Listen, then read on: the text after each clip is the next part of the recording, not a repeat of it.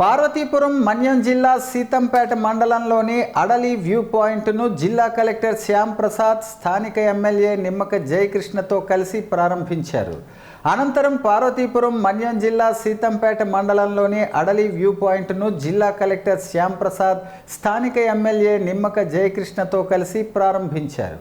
అనంతరం సీతంపేట ఐటీడీఏ ఆధ్వర్యంలో ఏర్పాటు చేసిన వంధన్ ఉత్పత్తులు సహజ మరియు అటవీ ఉత్పత్తుల కేంద్రం, డిజైన్ డెవలప్మెంట్ వర్క్షాప్, సవర ఆదివాసీ చిత్రలేఖనం స్టాల్స్ను సందర్శించారు.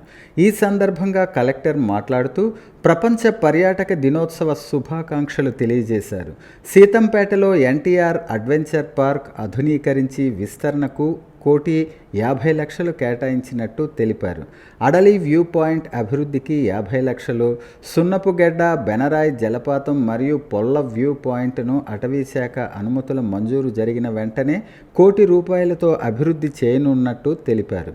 ప్రతి మండలంలో ఉన్న పర్యాటక ప్రదేశాలను గుర్తించి పర్యాటకులకు అనుగుణంగా సౌకర్యాలు కల్పించుటకు ప్రణాళికలు తయారు చేయటమైందని స్పష్టం చేశారు.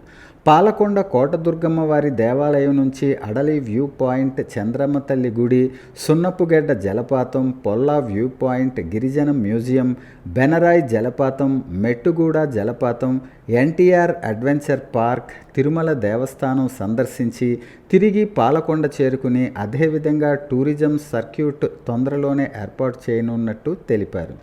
ఈ కార్యక్రమంలో జిల్లా SP Madhava Reddy, ITDA PO Yashwant Kumar Reddy, అధికారులు పాల్గొన్నారు. సీతంపేట ఐటీడీఏ ఆధ్వర్యంలో ఏర్పాటు చేసిన వంధన్ ఉత్పత్తులు, సహజ మరియు అటవీ ఉత్పత్తుల కేంద్రం, డిజైన్ డెవలప్మెంట్ వర్క్షాప్, సవర ఆదివాసీ చిత్రలేఖనం స్టాల్స్ను సందర్శించారు. ఈ సందర్భంగా కలెక్టర్ మాట్లాడుతూ ప్రపంచ పర్యాటక దినోత్సవ శుభాకాంక్షలు